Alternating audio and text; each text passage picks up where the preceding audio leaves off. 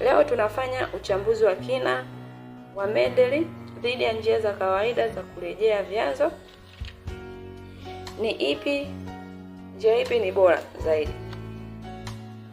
Tukianza na njia za kawaida, kuandika marejeo kwa mkono kutumia Word bila msaada wa program maalum bado ni kawaida sana. Kwa mfano, kuja kwenye reference, kwenda kwenye sehemu ya site na kuadd new source, yaani ni jambo la bado ni kawaida kwa watu wengi.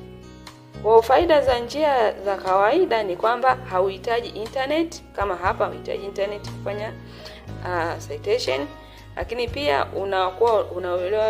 unaelewa vizuri format. Kwa mfano hapa utaanza na author, utakuja na title, year, city, publisher, okay? Utaweka hizo sources zote, lakini pia utachagua hiyo kama ni journal article au ni report au ni tab. So itakupa ile format, itakuchagulia ile format kwa urahisi zaidi. Utaelewa ile format vizuri. Lakini changamoto ya hii manual entry ni inachukua muda kwanza, lakini pia kuna nafasi kubwa ya makosa, unaweza kufanya makosa. Kuna nafasi kubwa ya kufanya makosa na hakuna usaidizi wa kutafuta chanzo kirahisi. Hakuna usaidizi kutumia manual. Lakini tukienda upande wa pili, tukiangazia faida za kutumia Mendeley, site kwa kutumia Mendeley, cha kwanza unakuwa unahifadhi na kupanga vyanzo vyako kama ilivyo hapa, unapanga kama ni folder zako. Lakini pia unaweza kushirikiana na wengine, lakini pia kutengeneza marejeo kiautomatic. Unaweza kutengeneza marejeo kiautomatic, yani wewe utakapokuwa kwenye document yako ka click tu insert, tayari utakuwa umesha insert marejeo yako au reference zako. Kwa tunaonyesha mfano kwa kuandika citation kwa mkono versus kutumia Mendeley. Muda, usahihi na urahisi vinatofautiana sana. Kwa utaona kabisa ndio tofautiana hapa. Nikisema na click insert citation, utaona mara moja tayari nimeshafanya reference. Lakini nikienda sehemu ya manual,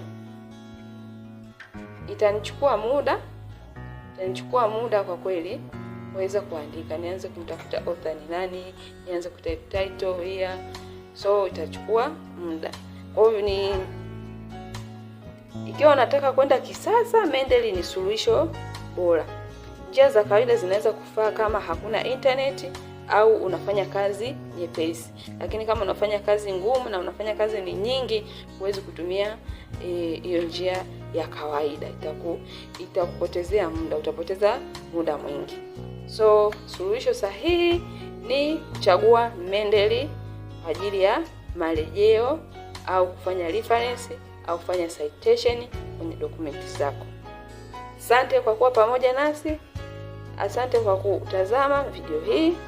Basi usikose video ya mwisho ambayo ndani ya hiyo video itaelezea hatua kwa hatua jinsi ya kuinstall Mendeley site kwenye Microsoft Word na jinsi ya kuitumia. So subscribe ili upate mafunzo mengine ya Mendeley na kwa ajili ya uandishi na utafiti. Asante kwa kutazama video yetu. Karibu kwenye video ijayo.